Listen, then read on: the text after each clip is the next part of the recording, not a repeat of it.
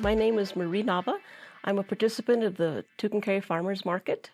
My family sells yeast breads and pastured poultry, which includes chickens and turkeys. We also sell eggs there. And today I'd like to share with you a recipe that is from a family recipe we have.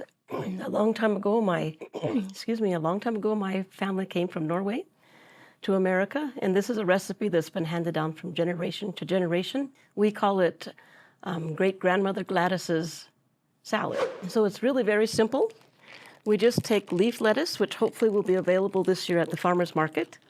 So that's what I'm just putting into the bag. I've already cut it up. So we just have the lettuce, and you can use however much lettuce you want to. It's best with the leaf lettuce. And then I'm going to go ahead and add a banana, which you can add different fruit to it. And I know it's kind of strange to sometimes think about a banana in a salad, but it's really good. And I'm just going to cut it into the salad with a paring knife, just slices. And I'm sure you could use different kinds of fruit. You could probably use raspberries or blueberries, but we have always just used bananas. And then I'm just going to go ahead and mix up a very simple dressing. And I take about 1/3 cup of mayonnaise and add to that a tablespoon of just white sugar, and we add a tablespoon of apple cider vinegar.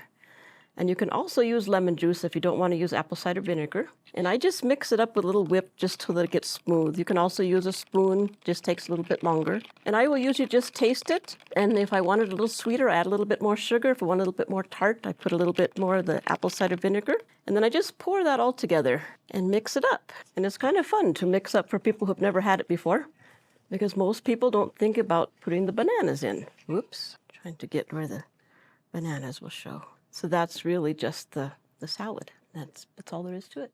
Thanks for joining me today, and we hope to see you at the market.